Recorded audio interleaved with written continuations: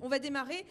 On est très heureuse et heureux d'accueillir aujourd'hui Malcolm Ferdinand. Donc merci d'être venu jusqu'ici, à Marne, pour nous parler de ton dernier ouvrage qui est sorti il y a un mois, Une écologie décoloniale. Malcolm Ferdinand est ingénieur en environnement de l'University College of London, docteur en philosophie politique de l'Université Paris Diderot et chercheur au CNRS. Alors on a un timing aujourd'hui qui est un peu serré, ça veut dire qu'il faut peut-être finir à 14h moins 5 ou moins 10 pour avoir le temps de parler un peu, mais c'est toi qui pilotes comme tu le sens, comme tu peux par rapport à ton timing. Voilà.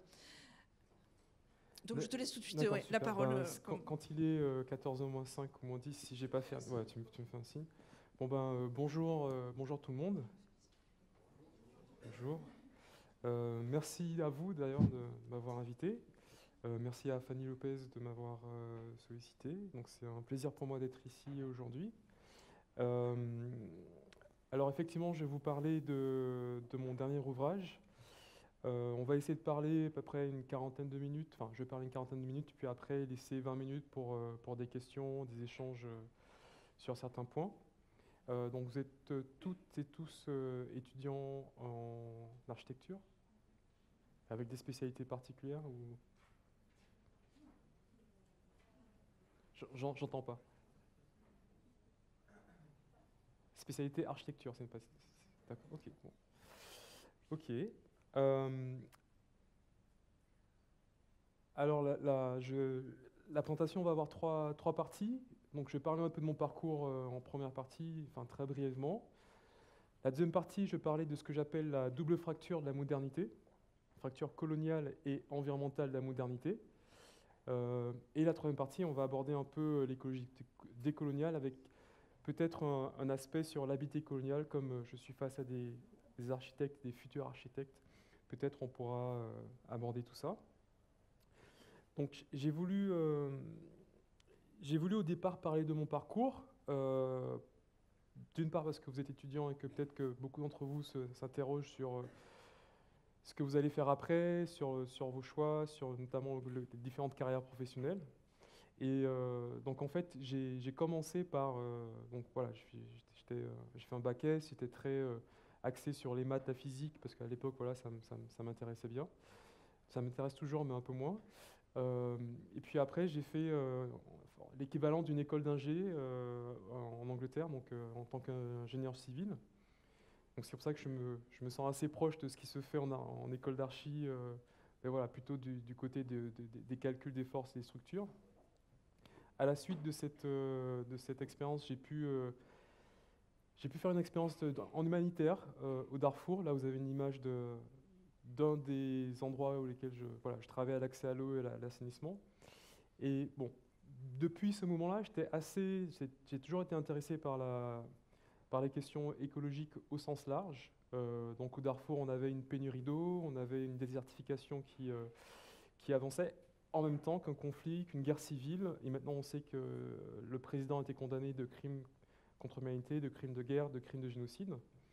Et ce moment-là était vraiment un moment, on va dire, pilier pour moi, parce que j'ai compris un peu ce qui était possible de faire en tant qu'ingénieur civil pour penser ces questions, pour penser la crise écologique, les changements qui se passent aujourd'hui, et en même temps voilà, les limites de cette approche. Finalement, j'étais parti au Darfour avec une conception, on va dire, très naïve de l'humanitaire. Je me suis dit, bon, si les personnes là-bas elles n'ont pas accès à l'eau et à l'assainissement, c'est parce que soit elles ne sont pas formées pour pouvoir forer des trous et créer des stations, etc., soit elles n'ont pas de sous. Et je me suis dit, ben voilà, je vais aller avec mon association, avec mes compétences que j'ai acquises dans mon diplôme universitaire, et ça va permettre de résoudre la situation. Bon, je laisse vos camarades prendre place, puis on va continuer.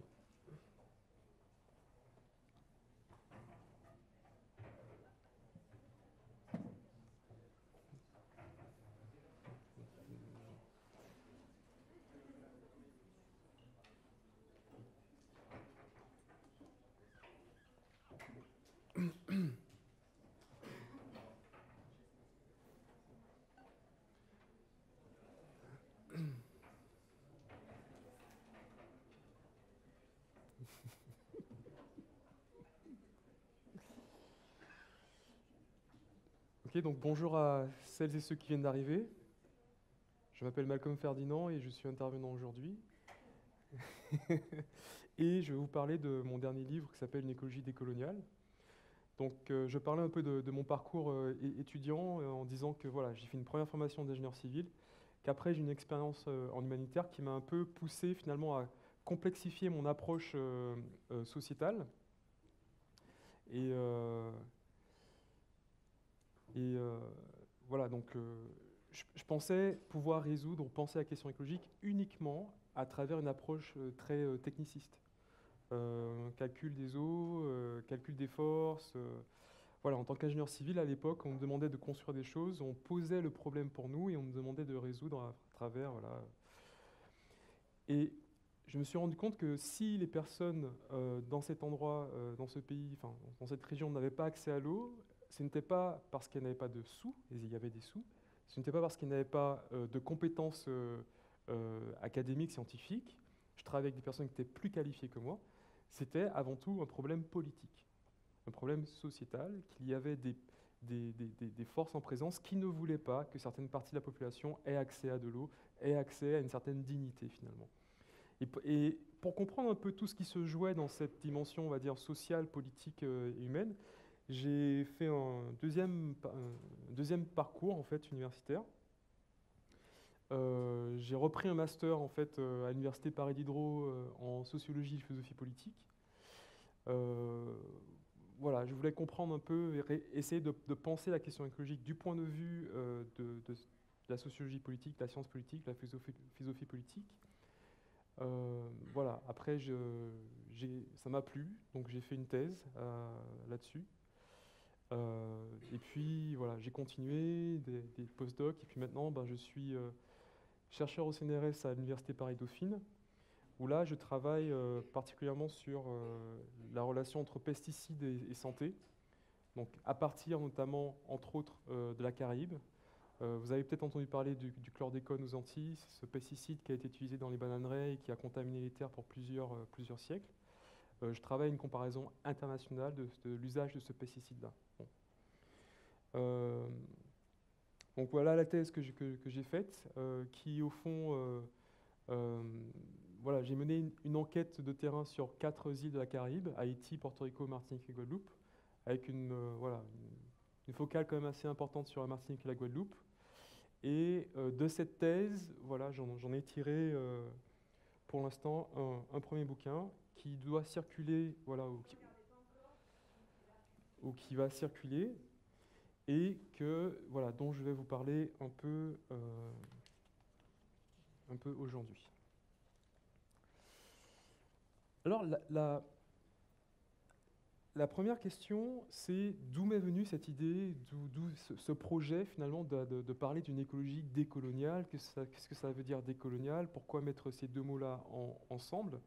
Donc en fait, comme je l'ai expliqué, ça fait plus de 15 ans qu'à la fois d'une approche scientifique, je travaille ces questions, et puis après une approche plus sciences politiques, philosophique, je travaille ces questions. Et en fait, à chaque fois, je faisais face à ce que j'appelle une double fracture.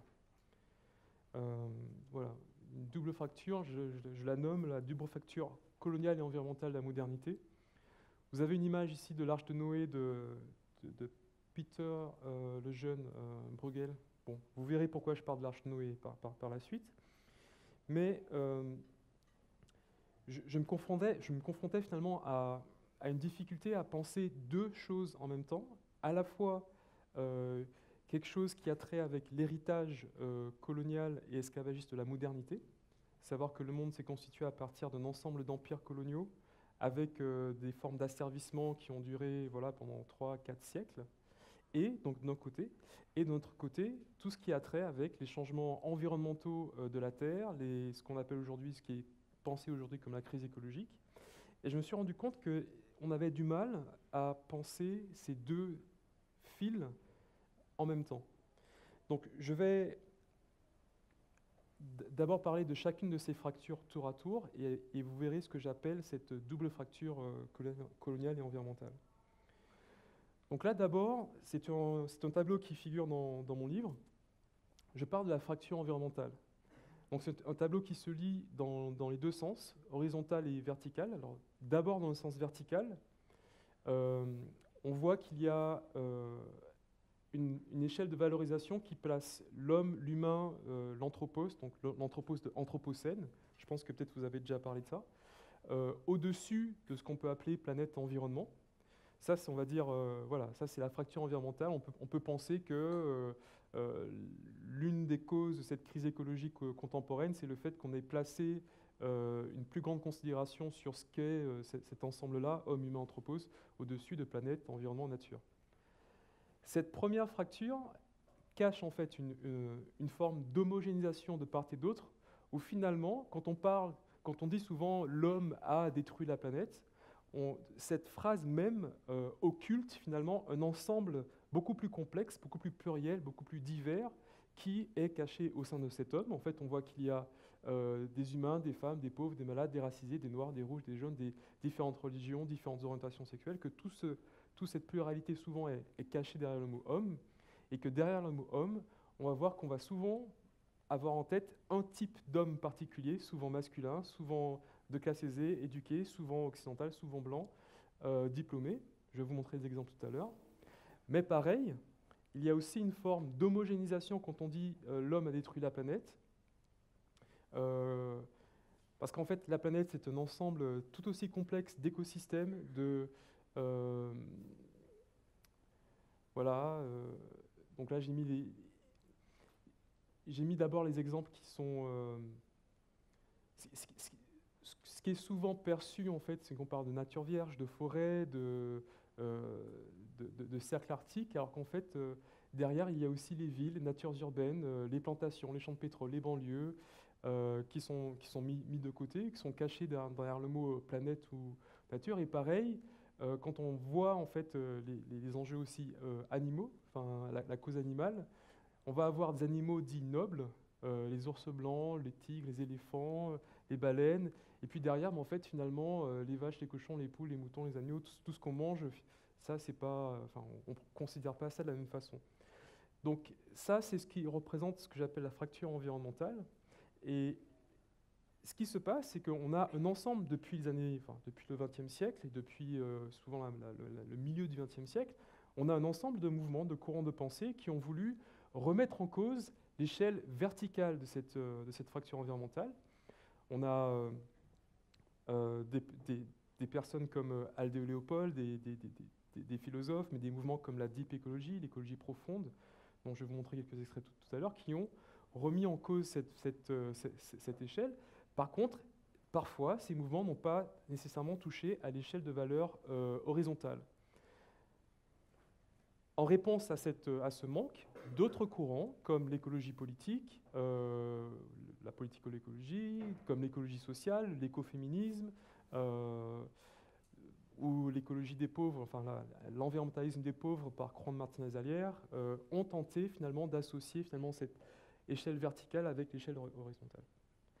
Mais ce que moi j'ai trouvé dans mon parcours, dans mes études, dans mes travaux, c'est que même ces mouvements que je viens de citer, qui remettent à la fois l'échelle horizontale, à la fois l'échelle verticale, ont eu tendance à mettre de côté, pourtant, les questions proprement liées au racisme structurel et liées à l'héritage colonial. Donc, vous verrez, on va y arriver au fur et à mesure. Là, c'est la première partie de la double fracture. Là, on passe à la deuxième partie de la double fracture, qui est la fracture coloniale. On retrouve un schéma similaire, où on va trouver un colon, maître et une métropole qui est considérée au-dessus de colonisé, d'un esclave et de la colonie. Et pareil, à cette échelle verticale, on trouve une forme d'homogénéisation horizontale, où au fond, souvent, on oppose colon-homme et colonisé-homme, alors qu'en fait, il y a des distinctions au sein de ces deux groupes. On va prioriser un homme de côté avec ses caractéristiques chrétiens, diplômés, et en même temps, on va mettre de côté toute la diversité qui constitue ces différents ensembles. De même, un ensemble depuis les années, surtout après la Seconde Guerre mondiale, tout le mouvement de décolonisation euh, euh, avec les mouvements anticoloniaux, que ce soit en Afrique, que ce soit dans les Amériques, que ce soit dans l'Asie du Sud, il y a des mouvements qui ont voulu renverser cette fracture coloniale, mais par contre, l'histoire montre sans toujours toucher à l'échelle verticale, à l'échelle horizontale. Je pense à quelqu'un comme Wangari Maathai, je ne sais pas si vous voyez qui c'est. Bon, je vais en parler tout à l'heure. C'est la femme qui a créé le mouvement de la ceinture verte et qui a été prix Nobel de la paix, il me semble en 2004, qui est kenyane et qui raconte qu'au moment des guerres, la guerre d'indépendance du Kenya, il y avait à la fois les Mau Mau qui luttaient contre les Rangers britanniques qui voulaient plutôt garder la colonie, et que ces deux factions hommes, une faction anticoloniale, une faction coloniale, tous les deux s'adonnaient à des violences envers les femmes. Et que là, on voit comment même le mouvement anticolonial peut être aussi misogyne. Donc après, pareil, il y a eu des mouvements qui ont voulu toucher à la fois à l'échelle horizontale, à la fois à l'échelle verticale. Un mouvement particulier qui est intéressant, c'est l'afroféminisme, donc avec des personnes comme Bell Hooks, avec Angela Davis, avec ici aussi vous avez un ensemble d'universitaires qui travaillent là-dessus, Elsa Dorlin, Rouya Bentouami, Françoise Vergès. Mais par contre, quand ces mouvements font tout cet effort vertical et horizontal, la question proprement écologique, la question environnementale, reste mise de côté. Donc on arrive à finalement ce que j'appelle la double fracture, c'est-à-dire que soit on a deux mouvements critiques de la modernité qui dans les universités et dans les rues ne se rencontrent pas, ne discutent pas, en tout cas ne se trouvent pas un problème commun. Et donc soit on travaille de manière très, très profonde la question environnementale à condition d'invisibiliser la question coloniale, le legs colonial, soit on travaille la question coloniale à condition finalement de minorer ou de laisser de côté les enjeux écologiques du monde. Évidemment, je trouve que c'est très dommageable, parce qu'au fond, on habite une même terre, on vit dans un même monde, et qu'on voit qu'au contraire, souvent, ce sont les anciens colonisés et racisés qui sont les premières victimes du réchauffement climatique, des différentes formes de pollution, etc. Et je pense qu'il y a des alliances à créer.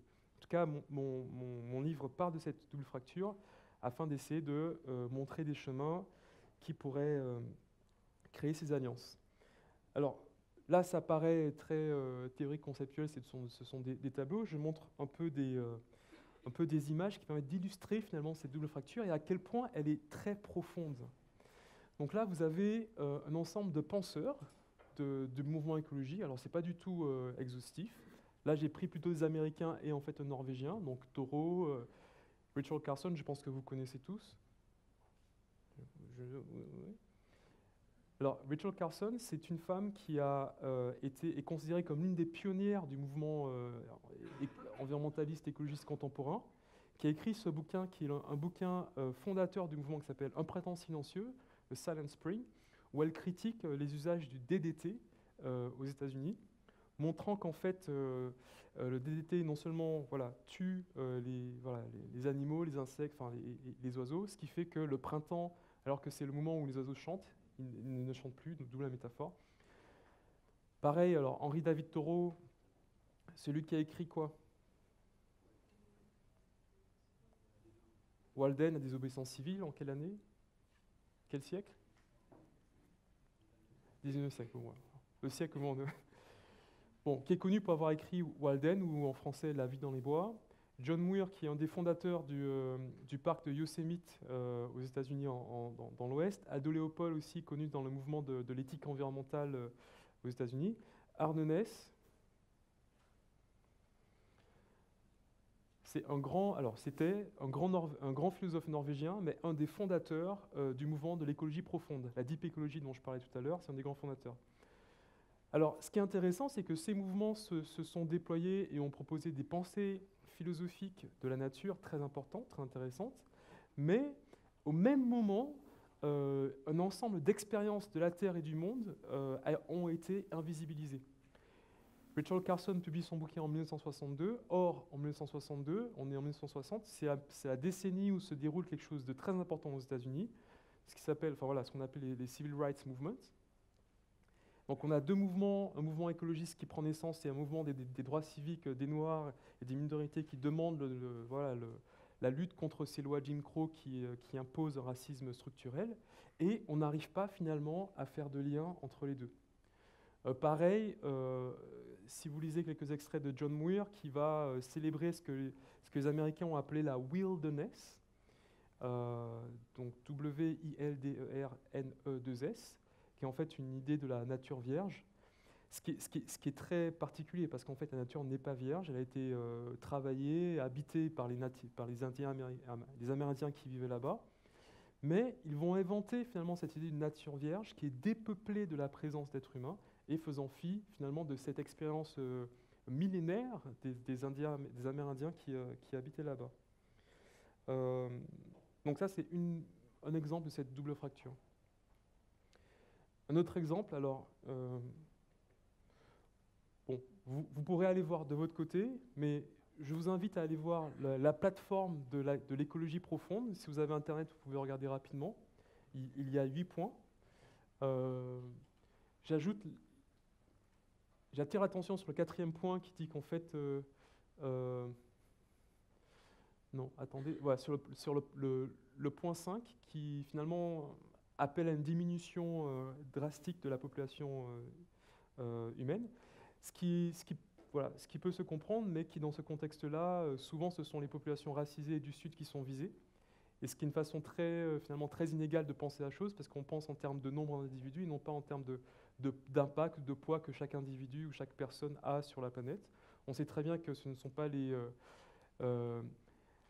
habitants qui habitent à Port-au-Prince, à Haïti, à Nairobi ou à Soweto qui sont ceux qui ont pollué le plus la Terre, mais pourtant, souvent, il y a avec cette idée d'une bombe P, d'une bombe de la population, qu'en fait, ce sont certaines populations qui sont visées.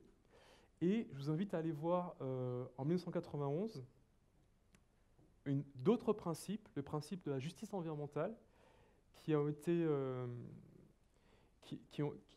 été établis en octobre 1991 à Washington, lors du premier sommet des peuples de couleur pour la justice environnementale.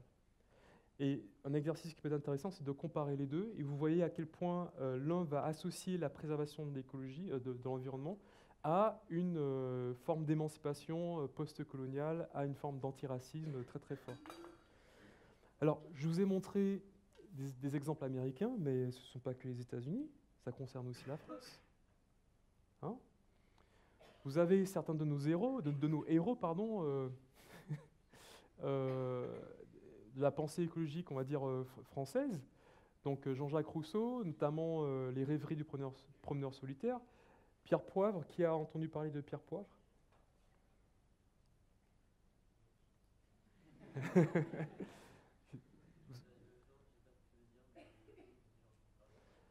Donc c'était un intendant botaniste en fait, qui a été connu pour son travail sur les épices au XVIIIe siècle, notamment à l'île Maurice,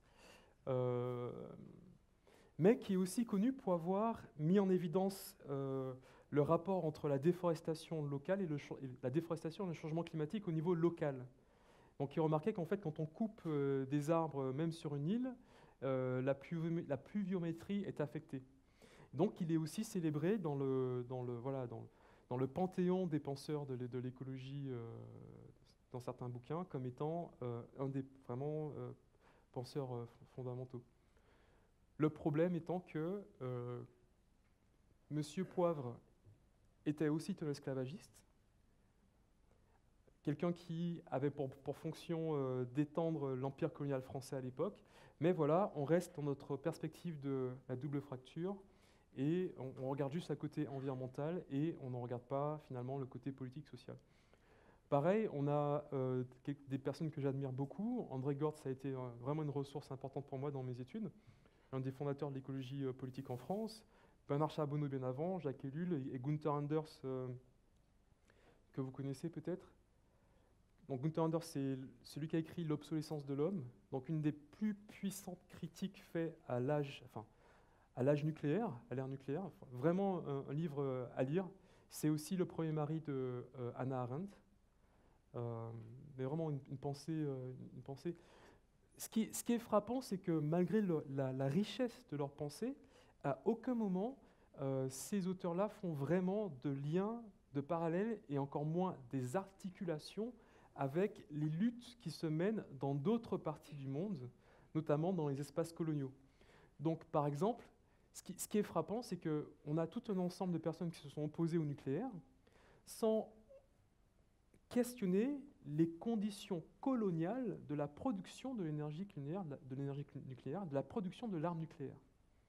Si la France aujourd'hui est dotée de l'arme nucléaire, c'est parce qu'elle a pu faire ses essais nucléaires en Algérie et en Nouvelle-Polynésie, en Polynésie, jusqu'en 1996, il me semble. 190, 12 essais.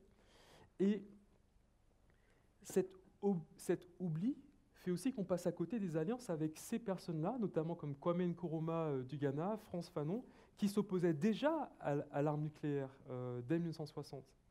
Donc on reste un peu dans notre petite fenêtre, chacun de son côté, ou comme quelqu'un comme Aimé Césaire aussi, qui s'opposait aux dégradations écologiques causées par la colonisation, ou comme Oscar Temaru, qui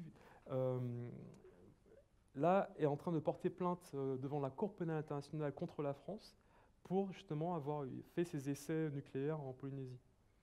Donc on a une critique de la technique qui occulte les conditions coloniales de la production de la technique. Et pareil, là j'ai mis juste le rapport entre Rousseau et le marronnage. Vous avez une statue qui est à Port-au-Prince, Haïti, de nègre marron, et une statue en Guadeloupe de la mulâtresse solitude. Vous savez ce que c'est le marronnage? Donc, de tout temps, partout où il y a eu des formes d'oppression et d'asservissement, il y a eu des résistances. L'esclavage colonial français a connu aussi des formes de résistance. En particulier, il y a eu ces formes de résistance d'esclaves qui ont fui les plantations et les ateliers, tentant de vivre parfois dans les bois, parfois dans des marais, dans des montagnes. Et ils ont créé ce qu'on appelle voilà, les esclaves, on les appelle les marrons, mais ils ont créé des communautés marronnes. Ces communautés, parfois, le marronnage pouvait durer quelques jours, quelques semaines, parfois quelques années et parfois quelques siècles. Certaines de ces communautés existent encore aujourd'hui. Les Bushinengués en Guyane sont issus du marronnage, les Saramacas au Suriname, on en retrouve encore en Jamaïque, on en retrouve encore dans ce qu'on appelle les quilombos au Brésil, on en trouve en Colombie, dans les palenqués. Voilà. Et le marronnage est un phénomène extrêmement important, notamment pour la modernité, parce que là, on a des êtres qui mettent en acte une opposition frontale à l'esclavage et à son racisme, mais aussi au mode d'exploitation de la terre coloniale, c'est-à-dire en opposition à la plantation. Quand ces personnes vivaient dans les montagnes ou dans des espaces boisés, ils devaient vivre avec ce qu'on pourrait appeler une empreinte écologique beaucoup plus petite, devaient composer avec leur environnement, devaient découvrir les plantes, celles qui soignent, celles qui permettent de guérir, en même temps celles qui permettent de nourrir, proposant finalement un autre rapport à la terre, un autre rapport à la nature. Et on peut dire qu'aujourd'hui, ce qu'on appelle aux Antilles le jardin créole, qui est en fait une sorte de composition hétéroclite d'arbres fruitiers, de racines, de légumineuses, et de quelques poules ici et là, et de plantes qui soignent, de plantes avec lesquelles on va faire un petit thé. On peut dire que c'est un peu que ça vient tout droit de ces expériences-là.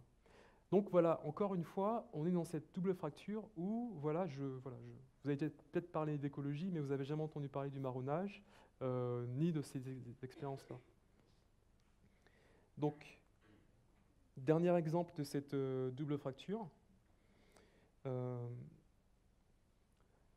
Quand on tape la France dans Google Maps, voici ce qu'on trouve. Est-ce que cette carte est complète? Pourquoi? J'entends un brouhaha, mais je veux quelqu'un qui prenne la parole et qui me dise... D'accord? Est-ce que vous pourriez me les nommer? Allez-y.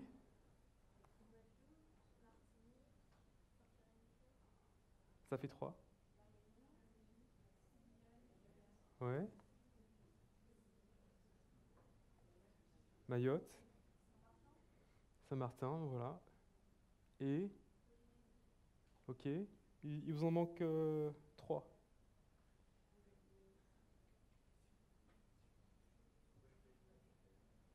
Ok, encore 2.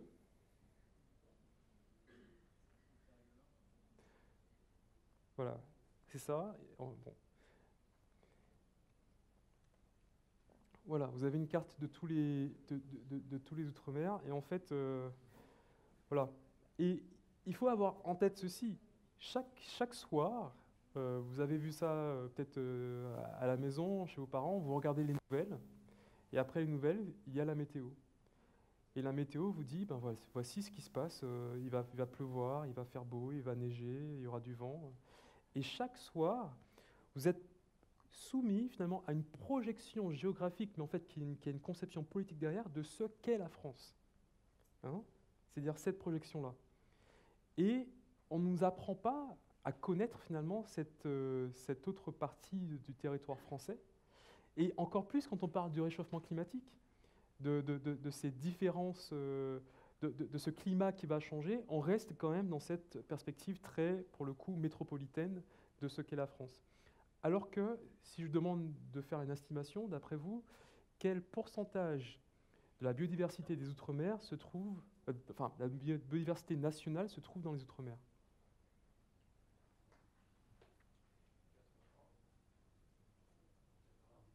Ouais, 80%. 80%.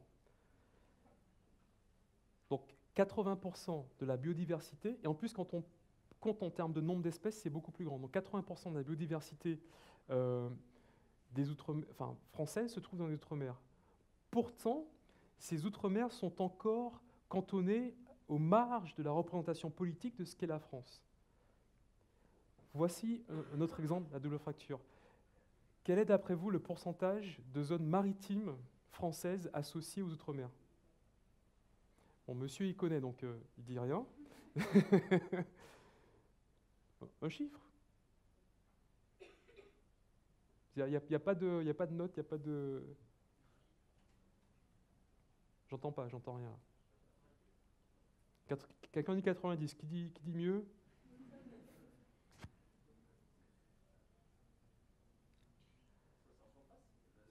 Voilà, surface maritime. Ce qu'on appelle les zones maritimes exclusives, ou zones économiques exclusives, voilà. C'est ça. Enfin, 97, quelque chose. 97% à peu près de... Mais ça veut dire quoi? Ça veut dire que tout ce qui est aussi comme les fonds marins... D'ailleurs, 10% des atolls au monde sont aussi dans les... Bref, hein, vous voyez le point que je veux faire avec cette double fracture. Et c'est ce à quoi je me suis confronté finalement pendant tout mon parcours universitaire, où je n'arrivais pas à joindre les deux bouts. Je me dis, mais tiens, mais ce qui m'intéresse, c'est aussi ce qui arrive à ces Outre-mer, à ces anciennes colonies, à ces personnes qui me ressemblent. Et finalement, dès qu'on parle d'écologie, ben on parle de choses qui n'arrivent absolument pas à traduire l'expérience de toute une partie de la population, y compris la population française. Donc le nombre de fois où j'ai été dans des conférences universitaires, dans des colloques, dans des réunions avec des militants écologistes et j'étais le seul noir de la salle, je crois que ça ne vous surprend pas. Mais voilà, pour moi, la question n'est pas seulement une question en termes de représentation politique. Voilà, c'est pas une question de diversité, c'est une question de conception de ce qu'on entend comme étant l'écologie. Et pareil, je pense que des partis politiques comme Europe Écologie Les Verts ont aussi ce travail-là à faire. Alors, pourquoi il y a cette double fracture? Quelles sont les causes? Moi, je propose quelques pistes. Donc, du côté, on va dire écologiste, on voit qu'il y a quand même une forme de dépolitisation de l'écologie. Il il y a quelques semaines, enfin, j'ai participé à une conférence aux États-Unis où on demandait de parler du climat. Et je disais qu'en fait, tout le monde n'est pas dans une position égale face au climat et qu'il y en a qui sont déjà, de manière métaphorique, dans la cale d'un vernigrier, déjà enchaînés avant même que la tempête climatique arrive. Et quand on sait qu'aux États-Unis, par exemple, un prisonnier au monde sur 4 se trouve sur le sol américain, donc un prisonnier sur 4 se trouve sur le sol américain, on voit qu'il y a des personnes qui sont déjà dans des situations avec bien sûr une surreprésentation des Noirs et des minorités latino-américaines, qu'il y a déjà des personnes qui sont en situation de domination, de pauvreté, d'oppression politique face à la question climatique. Donc l'enjeu, c'est comment on pense tout ça ensemble. Et puis bien sûr, ce que j'ai montré, c'est qu'il y a un effacement total, complet, de l'histoire coloniale esclavagiste dans tout ce qui est pensée de l'écologie. Le mot même, l'expression même anthropocène, pour moi, dans ces termes, dans sa formulation, est une invisibilisation de cette histoire coloniale. Vous savez qui a popularisé le mot anthropocène? Paul Crutzen. Paul Crutzen, vous avez entendu parler de ce monsieur? Paul Crutzen est donc un grand chimiste, prix Nobel de chimie, alors je ne sais plus de quelle année, qui a notamment travaillé sur la couche d'ozone, et qui est un fervent défenseur de l'anthropocène, c'est-à-dire cette ère géologique où les êtres humains seraient ceux qui affectent de manière durable les équilibres écosystémiques de la Terre, y compris à travers le changement climatique. Et ce qui est intéressant, c'est qu'il propose à travers l'anthropocène un récit, une histoire de la Terre, en occultant le fait même que son pays de citoyenneté, les Pays-Bas, a été un ancien empire colonial qui partait du Suriname, en passant par l'Afrique du Sud, allant à l'Indonésie, et aujourd'hui étant constitué de 6 îles caribéennes. Alors, je veux bien savoir si vous arrivez à les nommer, mais bon, ça, on peut passer à autre chose. Et de l'autre côté, du côté des mouvements antiracistes décoloniaux, postcoloniaux, on retrouve d'une part une certaine forme de méfiance. Et je dis une méfiance légitime parce qu'il y a eu plusieurs, surtout au milieu du XXe siècle, plusieurs projets de préservation de parcs, notamment alors bien sûr aux États-Unis, mais aussi en Afrique, à la frontière de l'Afrique du Sud. Un ensemble de parcs qui ont été créés avec comme condition l'expulsion des populations locales qui ont vécu là pendant plusieurs centaines d'années. Donc des parcs qui ont été créés contre les peuples autochtones. Donc il y a une forme de méfiance, on se dit, mais attendez, est-ce que votre chose d'écologie, c'est pas finalement une sorte de vol de ce qui est de mon expérience et de mon histoire? Une artiste faisait remarquer que si, alors vous avez tous entendu parler de la ZAD de Notre-Dame-des-Landes, que si on avait mis sur cet espace, au même endroit, 200 Noirs et Arabes qui se mettent à cultiver un ensemble de choses, qu'on s'imagine que la réponse policière aurait été bien différente. Je pense que c'est une réalité. Et je pense que le mouvement des Gilets jaunes a finalement montré qu'il n'y a qu'un seul État avec une seule force policière, que la même violence policière qui sévit dans les quartiers, finalement, s'est révélée au grand jour face aux différentes manifestations voilà, pour lesquelles la France a été... et le résultat a été condamné, et en tout cas critiqué. Le résultat étant qu'on a un ensemble de préoccupations quotidiennes de ces personnes qui ne sont pas perçues comme étant immédiatement écologistes. Il y a 3 mois, SOS Racisme publie une étude, mène une étude qui montre le racisme systémique à l'accès au logement. L'accès au logement, écologie, la racine du mot écologie, c'est oikos. Oikos qui veut dire foyer, habiter. Donc là, on montre que systématiquement, il y a des personnes qui ont du mal à trouver une place sur Terre, qui ont du mal à habiter. Pour moi, ce sont des enjeux qui devraient être aussi au cœur des problématiques écologistes.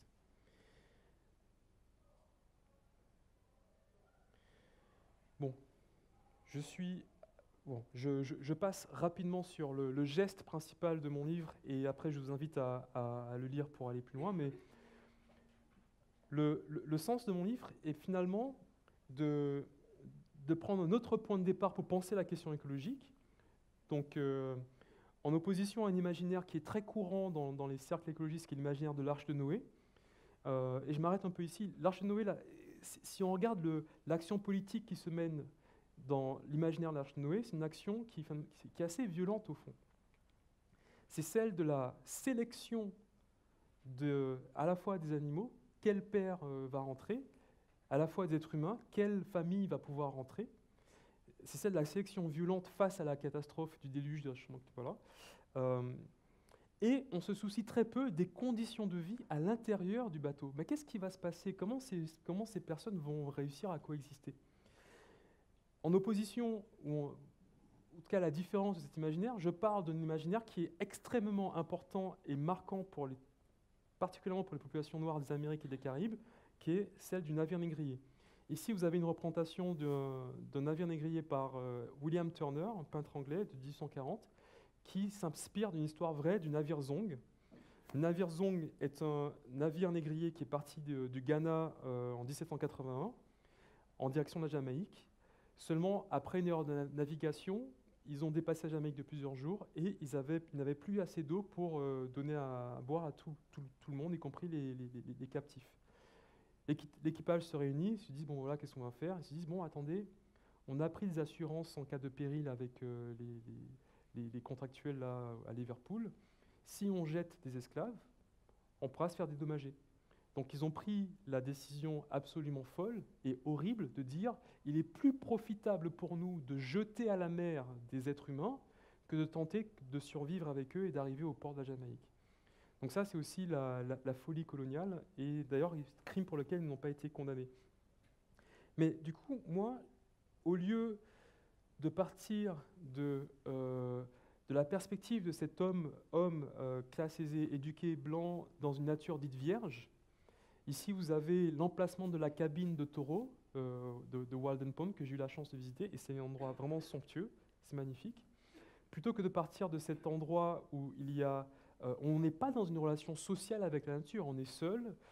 Bien sûr, on a des éco-sociabilités avec les différentes espèces, les arbres, enfin voilà. Mais j'ai proposé de partir d'une scène qui se passait au même moment, à la même époque, celle de personnes asservies dans la cale du navire négrier. Ici, vous avez une coupe du navire négrier français, la Marie Séraphique, en 1565. Donc ça veut dire que je pense l'écologie aussi avec ce que j'appelle les naufragés. Là, vous avez deux sculptures, une sculpture sous-marine au large de la Grenade par Taylor, et ça, c'est une sculpture en Martinique, enfin des sculptures en Martinique, ce qu'on appelle le mémorial de l'Anse-Cafard au diamant.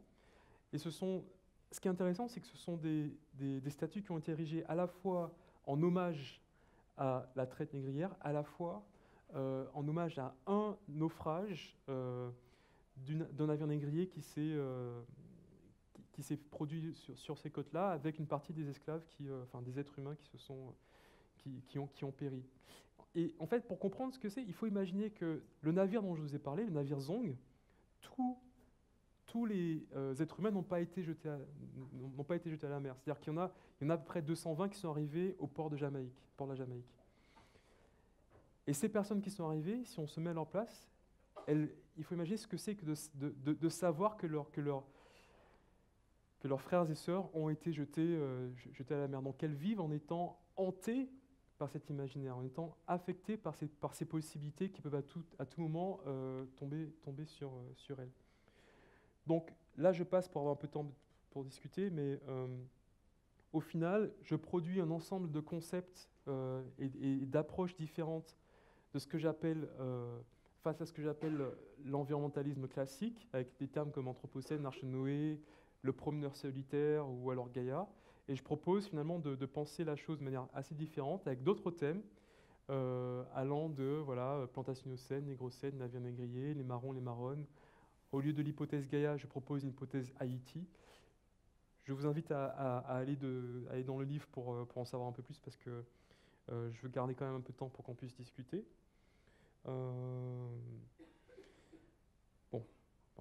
Faudra que je revienne pour parler d'un ensemble de choses. Mais au final, ce que j'appelle, ce geste que je produis participe d'une forme d'écologie décoloniale, où l'urgence climatique, l'urgence de lutte contre cette 6e extinction d'espèces de masse, contre les pollutions de la Terre, est associée à l'urgence d'une lutte contre le racisme, contre les misogynies, contre ces différentes formes de violence sociale. Et en fait, c'est ce choix de penser les deux ensemble. Et pareil, quand on fait ça, on voit qu'il y a d'autres personnages, d'autres personnes qui ont déjà pensé ça bien avant nous, comme Ken Saro-Wiwa, qui est un ancien, en fait, qui est mort pour son combat pour défendre le peuple ogoni contre Total et compagnie qui voulaient prendre le pétrole dans le golfe du Nigeria. Jean Wiener, c'est un biologiste marin qui a eu le prix Goldman de l'environnement, c'est l'équivalent du prix Nobel de la paix pour l'environnement, enfin pour les écologistes, il l'a eu en 2019. Ici, vous avez une femme afro-colombienne, Francia Marquez, qui a eu le prix en 2018 pour sa lutte à la fois afro-féministe, à la fois pour la préservation des terres d'une partie de la Colombie. Ici, Wangari Maathai, dont je vous parlais tout à l'heure, qui a créé cette ceinture verte pour limiter la désertification au sud du Sahara. Et là, je vais vous lire, pour conclure, une partie du discours de réception du prix Goldman par Francia Marquez. Je fais partie d'un processus, d'une histoire de lutte et de résistance qui a commencé quand mes ancêtres furent emmenés en esclavage en Colombie. Je fais partie d'une lutte contre le racisme structurel, d'une lutte continuelle pour la liberté et la justice. Partie de ces gens qui gardent espoir de mieux vivre, partie de toutes ces femmes qui ont recours à l'amour maternel pour préserver leur terre comme terre de vie, qui élèvent leur voix pour arrêter la destruction des rivières, des forêts, des zones humides. Et là, on voit qu'il y a tout ensemble, l'histoire, l'esclavage, la lutte contre le racisme, en même temps la considération pour les femmes et particulièrement pour les mères, et en même temps le souci pour les rivières, les forêts, les zones humides. Donc voilà, je conclus sur ça en disant que l'écologie décoloniale est un cri multiséculaire de justice et d'appel de monde. Et voilà, donc je vous invite à prendre ce chemin si vous le souhaitez. Voilà. Merci.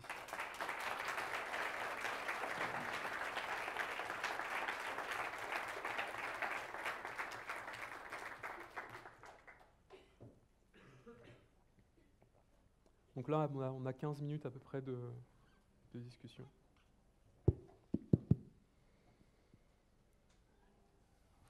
Quelqu'un a des questions?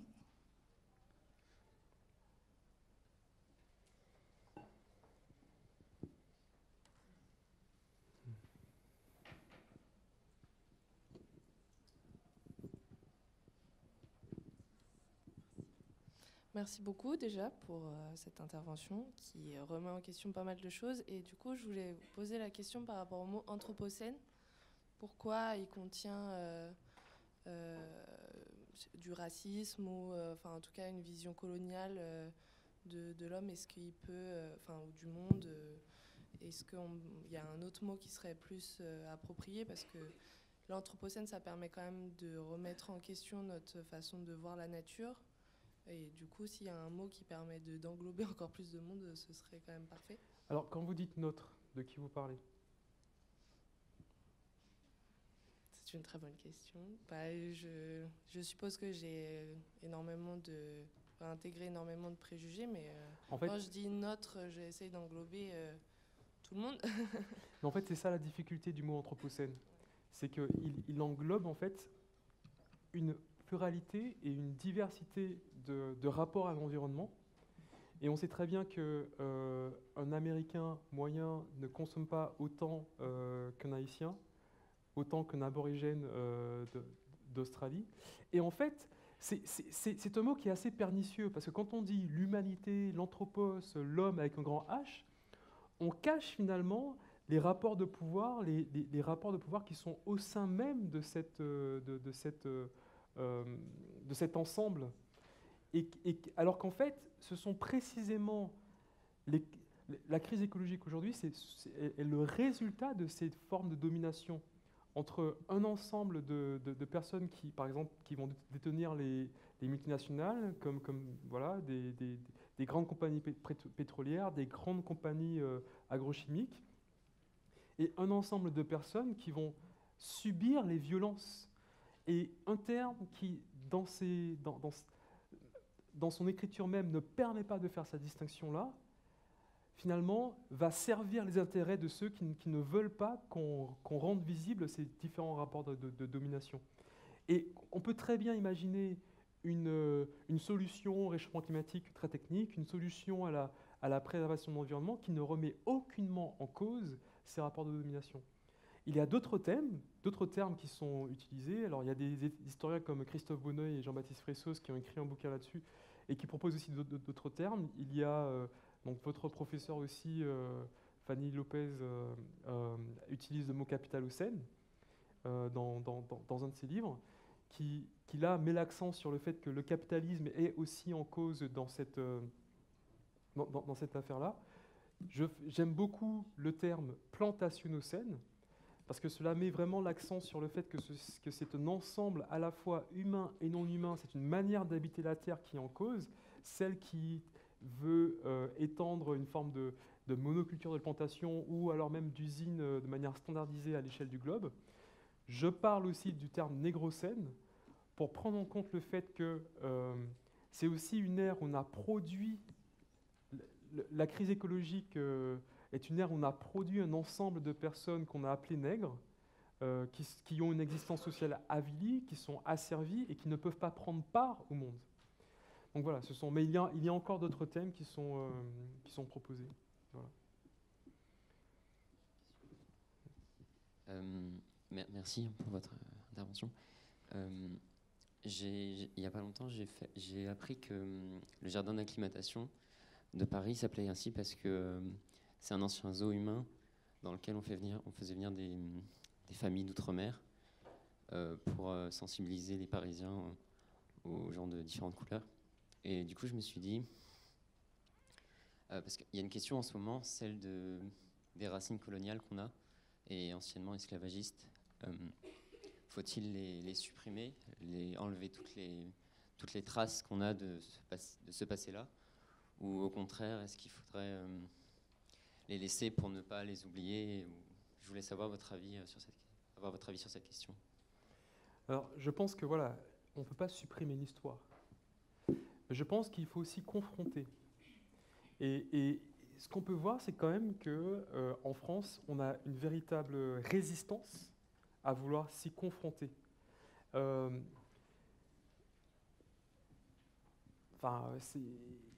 Et on peut s'y confronter de plusieurs façons. L'une des manières, c'est effectivement de se rendre compte comment nos modes de consommation, y compris électriques, parce que voilà, une partie de l'uranium et du radon utilisés pour pouvoir alimenter les centrales nucléaires proviennent des anciennes colonies françaises, au Niger, Gabon, etc. Ou en tout cas, ont une histoire là-dessus, mais pas que. Aujourd'hui, dans n'importe quel supermarché, vous pouvez trouver des bananes. Savoir qu'à un moment donné, ces bananes ont aussi engendré, cette production a aussi participé à engendrer un ensemble de violences physiques sur des Antillais. Donc, il y a un ensemble de manières par lesquelles on peut confronter cette histoire. Mais lire là-dessus, se documenter, se renseigner, je pense que ça, c'est la meilleure façon de s'y confronter. Fanon disait « Je refuse d'être esclave de l'esclavage de mes pères, de mes ancêtres ». Et à cette phrase, Édouard Glissant, qui est aussi un autre philosophe, penseur antillais, disait « La meilleure façon de ne pas être esclave de l'esclavage de nos pères, c'est précisément le savoir, d'apprendre, de lire, de connaître, de discuter. » Donc voilà, mon livre est une contribution dans ce sens-là. Mais voilà, il y en a plusieurs et... Je crois qu'il y en a...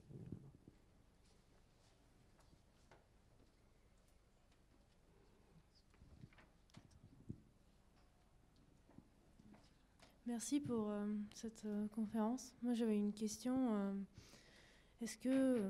À quel point vous pensez qu'il y a une responsabilité coloniale dans l'attitude de certains pays qui ont justement ce passé? Enfin, je parle notamment, moi je connais l'exemple de la Chine qui a été stigmatisée par la guerre de l'opium, par exemple. Et du coup, maintenant, par conséquent, ils ont une attitude économique et politique qui est assez particulière.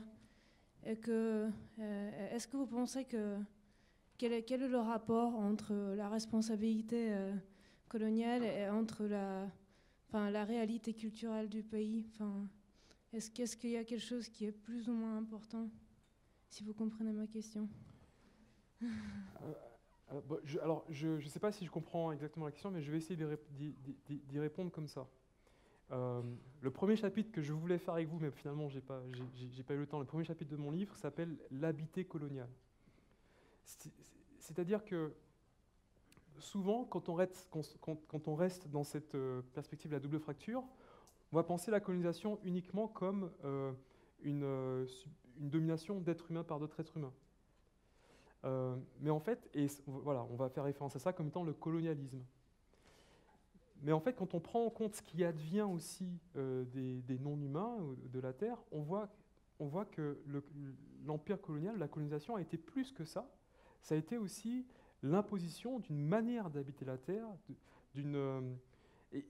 Par exemple, effectivement, voilà, je suis martiniquais. Quand on grandit en Martinique, on voit que la Terre est remplie de monocultures d'exportation qui créent un ensemble de violences. Et pire encore, c'est qu'on est persuadé que c'est la seule façon dont on peut habiter ces terres. Et là, il y a quelque chose à repenser au niveau beaucoup plus profond. Bien sûr, aujourd'hui encore, il y a des formes d'action coloniale ou néocoloniale, mais pas que par des pays, mais aussi par des multinationales, parfois même par des fondations. Voilà, des fondations, notamment de certains ordinateurs font des choses pas très claires. Et donc ces rapports, mais pareil, il peut y avoir aussi des rapports coloniaux dans certains rapports vis-à-vis des paysans aujourd'hui, en France hexagonale. Donc je ne sais pas si ça répond à votre question, mais du coup l'idée est que d'une part, l'important est de lutter pour une forme de justice et de remettre en cause ces manières coloniales d'habiter la Terre. En fait, j'y ai réfléchi un peu pendant que vous parliez. D'accord. Du coup, j'aimerais préciser ma question. Est-ce que vous pensez qu'il y a une partie qui rentre en jeu où c'est le contexte culturel du pays qui a été justement, on peut dire victime, ou je ne sais pas si on peut dire victime, qui a été dans ce contexte de colonisation Alors, je ne suis pas sûr de comprendre la question. Est-ce que c'est la culture du pays qui a été victime de la colonisation? Est-ce que peut-être la culture du pays qui a été colonisé est plus réceptive à de certaines manières d'exploitation des terres qu'elle était même initialement dans le pays d'où proviennent ces manières de faire? Donc, je prends la question de deux façons différentes. Soit, si j'ai bien compris, soit il y a une culture du pays qui est affectée par le colonialisme. Par exemple, dans le cas de la Chine, eux, ils ont... j'ai regardé une vidéo dessus. Ils expliquent qu'ils ont une attitude envers le reste du monde où ils ont envie de garder une certaine centralité de la Chine par rapport au reste. Et du coup, c'est pour ça qu'ils ont... il y a une certaine... il y a l'approche à l'économie où ils ont envie de gouverner le reste. Alors, je pense qu'il y a toujours des facteurs culturels. Sur la Chine, je n'aime pas m'avancer parce que je ne suis pas spécialiste de la Chine. Et je pense que voilà, il y a parfois, même dans les cultures des Premières Nations, des choses à remettre en cause. Tout n'est pas parfait partout. Bon. Est-ce que vous pouvez revenir rapidement sur le marronnage? C'est des sociétés qui se créent en réaction aux exploitations coloniales? Alors, je propose qu'on prenne encore une ou deux questions, parce que je dois partir dans 5 minutes, donc peut-être on prend plusieurs questions en même temps. Est-ce qu'il y a d'autres questions à part celle de monsieur? Non? Parce que, bon.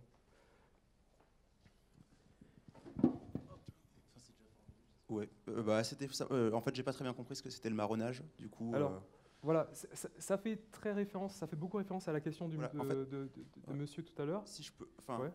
je mets ça dans la perspective où je me demande si c'est une attitude ou une pensée très coloniale quand on voit les pays en émergence et de se dire les erreurs que les sociétés capitalistes ont produites, ils sont en train de les reproduire.